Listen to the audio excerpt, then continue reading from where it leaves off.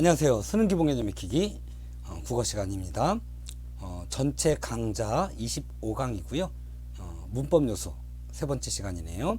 주체 높임과 객체 높임법 진행해 보도록 하겠습니다. 자, 내용으로는 되게 적게 보이지만 사실 적은 내용은 아닙니다. 꽤 내용이 좀 많은 내용이긴 한데 최대한 책에 있는 정도에 준해서요. 꼭 필요한 것만 제가 추가로 더 넣어서 가능한 핵심만 짧게 진행하도록 하겠습니다. 자, 주체 높임 표현은요, 들어갈게요. 문장의 주어가 지시하는 대상, 즉 주체를 높이는 표현. 그랬는데 말을 좀 이상하게 풀어 쓴 것 같지만 시험에 이렇게 나와요.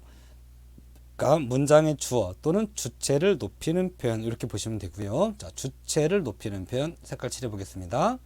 주체를 높이는 표현이고요. 주어가 가리키는 말입니다. 자, 그냥 주어 그러면 될 텐데 주어가 가리키는 말 이렇게 나와요. 시험에 주어를 말하는 거예요. 자, 높이는 방법은요, 크게 세 가지입니다. 주격조사 깨서를 이용해서 씁니다. 예를 들어서 아버지께서 오셨다. 이거를 자, 주어가 아버지가 아닌 동생이라고 하면 동생께서 오셨다. 이거는 말장난으로 쓸 수 있을지 모르겠지만 동생을 높이진 않겠죠. 자, 아버지가 말하는 사람보다 윗사람이기 때문에 깨서라는 조사를 써서 높인 겁니다. 자, 두 번째, 시 또는 의시. 앞에 이제 의문 환경에 따라 달라지는데요. 이 형태입니다. 자, 의시 또는 시가 쓰인다고 보시면 되겠습니다. 자, 아버지께서 오셨다. 자, 동생이 왔다면 동생이 오다, 왔다 이렇게 쓰겠죠. 근데 말하는 사람에 비해서 아버지가 윗사람이기 때문에 오다 라고 하지 않고 왔다 라고 하지 않고 오시었다 줄여서 오셨다 라고 합니다. 자, 그 다음에 특수어휘를 쓸 수도 있습니다. 즉 특수어휘는 높임말을 말합니다. 자, 동생이 자는 경우라면 말 그대로 잔다고 하겠죠. 동생이 잔다 이렇게 하면 될 텐데 윗사람인 할머니께서 잘 경우에는 잔다 라고 하지 않고 주무신다 이렇게 쓰는데 요거를 특수어휘라고 합니다. 자, 주체 높임에 사용되는 특수어휘는 5개가 있습니다. 아예 외워 놓으시는 것도 괜찮겠어요. 자, 여기 볼까요? 자, 주체 높임에 쓰이는 특수어휘, 있다가 아니고 계시다. 그 다음에 이게 계다라는 말이 따로 있는 게 아니잖아요. 그래서 이거는 시를 이용한 거라고 하지 않고요. 특수어휘를 사용한 거다라고 합니다. 자, 주체 높임을 하는데 방법이 조사를 이용했느냐, 어미, 선어말 어미를 썼느냐, 그 다음에 특수어휘를 썼느냐, 이거를 판단할 수 있으셔야 돼요. 자, 그럴 때 계시다는 선어말 어미 시를 쓴 게 아니고요, 어휘를 사용한 겁니다. 잡수시다 또는 잡수다, 주무시다, 주무다라는 말이 있는 게 아니잖아요, 그죠? 특수어휘예요. 편찮으시다, 편찮다, 자, 돌아가시다, 이렇게 5개가 주체 높임에 사용되는 특수어휘가 되겠습니다. 자, 그 다음에 자, 직접적으로 높이지 않고요, 주체와 밀접한 관계에 있는 것, 매우 가까운 관계에 있는 신체라든가 소유물이라든가 이런 것들을 간접적으로 높이는 것을 간접 주체 높임이라고 하는데요. 자, 간접 주체 높임도 시를 사용합니다. 시를 사용하고요, 상황에 따라서는 단어 자체로 높임말로 쓰는 경우가 있어요. 예를 들어서 우리가 하는 말은 그냥 내가 하는 말은 말이지만 어른이 한다면 말을 말씀이라는 말을 쓰죠. 이런 말씀도 간접 주체 높임이 됩니다. 자, 근데 이제 자, 여기서는 이제 우리 주체 높임 선어말 어미를 사용하는 걸 좀 익힐 건데요. 자, 할머니는 귀가 밝다라고 안 하고요. 시를 집어넣어서 간접적으로 할머니를 높여드리는 겁니다.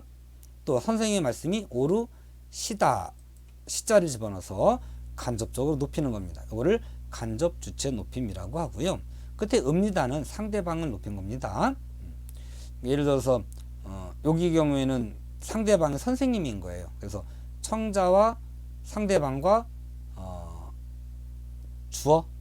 자, 말씀을 꾸며주니까 선생님에는 관용어지만 말씀이 전체 주어이긴 하죠. 근데 선생님의 말씀인 거니까 선생님을 높이는 거예요. 동시에 읍니다는 그래서 읍니다도 결국은 선생님을 높이는 거가 되긴 하는데, 자, 일단 선생님의 말을 높이는 건 요 시를 통해서 간접 주체 높임을 한 겁니다. 자, 근데 이제 조심할 거. 간접 주체 높임을 사용하실 때에는요, 서술어에 특수 어휘를 사용하면 되게 틀립니다. 자, 여기 왼쪽에 잠깐 보실까요? 자, 간접 주체 높임의 경우에는 서술어에라는 말을 추가로 넣으셔야겠네요. 서술어에 추가를 써드릴게요. 자,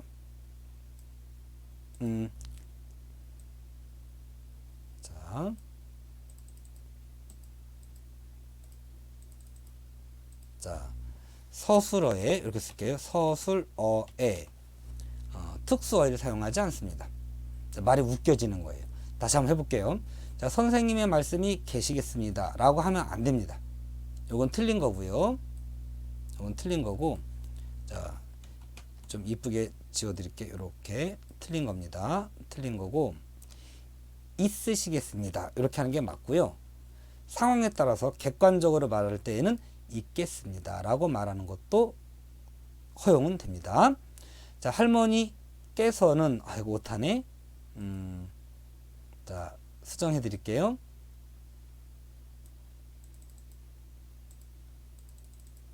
자, 할머니께서는, 자, 할머니께서는 무릎이 편찮으시다 이렇게 말하면 안 됩니다. 자, 편찮으시다 그러면 무릎 자체를 높인 게 돼버리기 때문이에요. 아까 계시다도 말씀 자체를 높이는 거예요.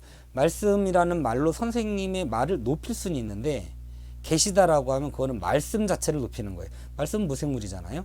높임의 대상이 아니에요. 자, 예를 들어서 개가 너무 아름다우세요 이렇게 말하는 거하고 똑같은 거예요. 어머 손님, 강아지가 너무 아름다우세요.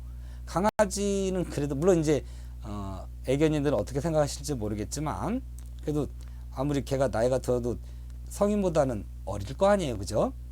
뭐 10살이나 먹었을까? 높임의 대상이 아니에요.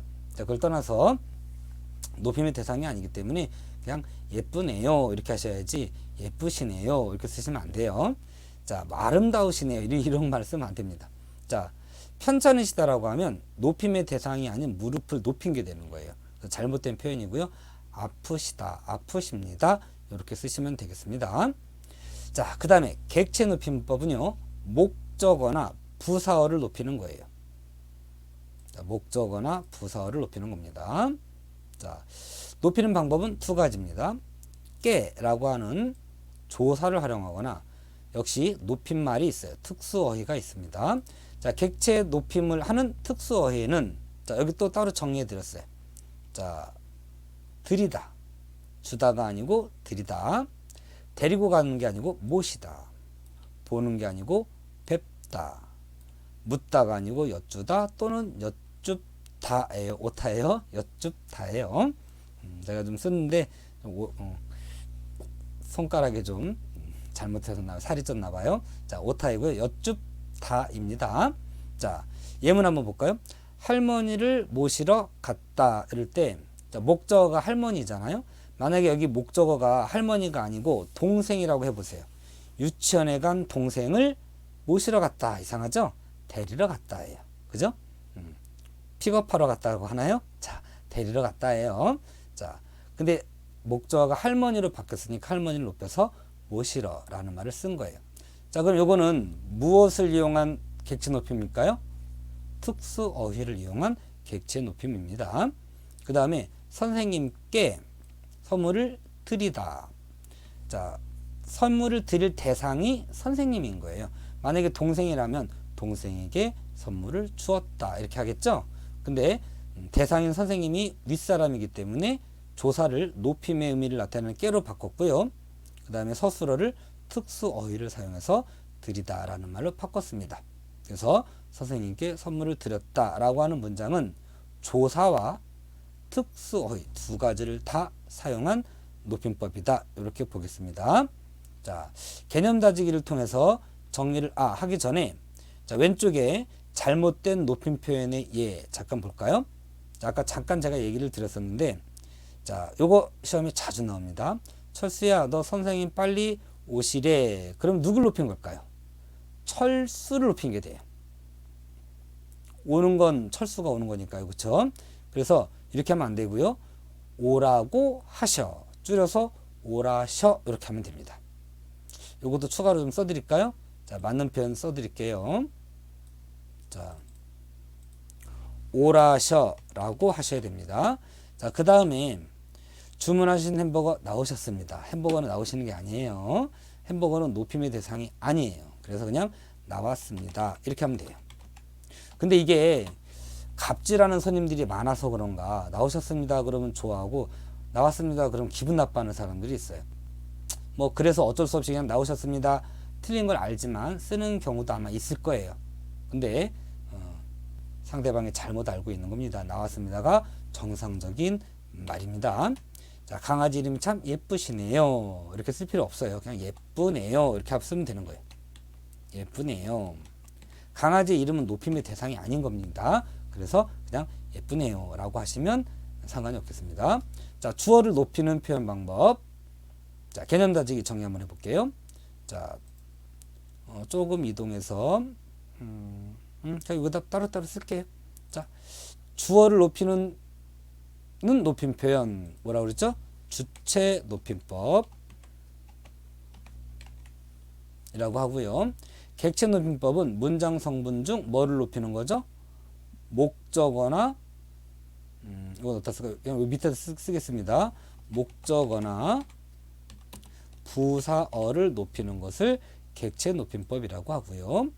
상대 높임법은 크게 무슨 체와 무슨 체로 나눈다. 세 글자 네 글자니까 순서대로 격식체, 비격식체로 나눈다. 이렇게 정리하시면 되겠고요. 높여야 할 대상의 신체 부분이라든가 소유물, 생각 등과 관련된 말을 높이는 것을 간접 높임을 답으로 써야겠네요. 근데 좀 정확하게 간접 주체 높임 이렇게 하겠습니다. 자, 답하고 조금 다를 텐데 간접 높임 정확한 용어는 간접 주체 높임입니다. 자, 다음 문장에서 활용된 높임표는 모두 찾으면 그랬는데요. 자, 어머니 아버지께서 할머니를 모시고 병원에 가셨어요. 아, 지금 하나를 빼먹었는데 요거 왼쪽 잠깐 보고 다시 오겠습니다. 자, 해당 사항은 아닌데요. 자, 압존법이라는 게 있어요. 압존법. 요게 이제 외국인들이 좀 힘들어하는 어떤 맞춤법, 높임법 중에 하나일 텐데, 자, 압존법은요, 듣는 분이 주어보다 높을 때, 윗사람일 때에는 비록 주어가 나보다 높은 사람이라 하더라도 높이면 안 됩니다.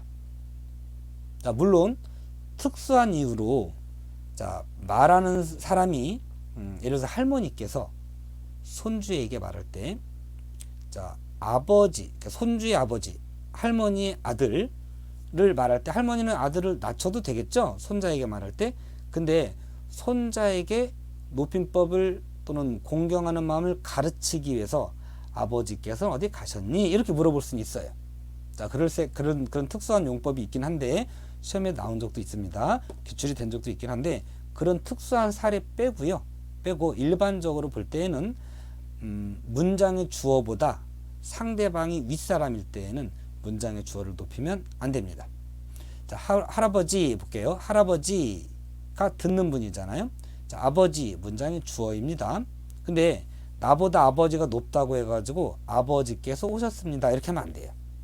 할아버지가 더 윗사람이잖아요. 그러면 아버지를 높이고 할아버지를 낮춘 꼴이 돼버리는 거예요. 그래서 이럴 때는 할아버지는 높이는데 아버지는 높이면 안 됩니다. 그래서 아버지께서 오셨습니다 이렇게 하면 안 되고 아버지가 왔습니다 이렇게 말해야 됩니다. 이렇게 상대방이 더 높을 때 나보다 높은 주어이지만 낮추는 것을 압존법이라고 합니다. 자, 공식적인 자리에서 이런 압존법 잘 쓰셔야 돼요. 자, 5번 볼게요. 다음 문장에서 활용된 높임표를 모두 고르시오 라고 했는데, 자, 힌트를 좀 드릴까요? 자, 일단 깨서가 있네요. 모시고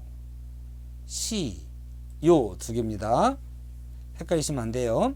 자, 일단 주체를 높이기 위해서 깨서 아버지라고 하는 주체 높임을 하기 위해서 조사를 사용했어요. 그 다음에 모시고라고 하는 자, 할머니를 동생을 데리고 가겠죠? 네, 할머니이기 때문에 모시고 해서 특수 어휘를 이용해서 객체 높임을 했고요. 가시다. 간 건 누가 간 거예요? 아버지가 간 거죠? 자, 아버지라고 하는 주체를 높인 거예요. 시는 주체 높임 선어말 어미예요. 그 다음에 상대방이 어머니잖아요. 청자가 상대방이 어머니예요. 어머니께 하는 말이니까 물론 이제 해체를 쓰기도 하지만 친밀하게 해체를 쓰기도 하지만 어머니 높여드려야죠. 해요체를 써서 어머니를 높이는 거예요. 요는 요거 뭘까요? 요거 조심하셔야 돼요. 요거 한번 쓸게요. 자, 요는 답안지에는 여기 없을 텐데, 자, 품사가 뭘까요? 보조사예요. 생략 가능하다고 그랬죠? 자, 이렇게 생략 가능한 거 가셨어 라고 할 수가 있죠. 이때 요는 생략 가능한 거니까 조사고요. 높임의 의미를 갖는 보조사가 되겠습니다. 자, 여기까지 해서 일단 주체 높임, 객체 높임, 앞에 상대 높임까지 해서 높임법은 마무리 짓도록 하겠습니다. 수고하셨습니다.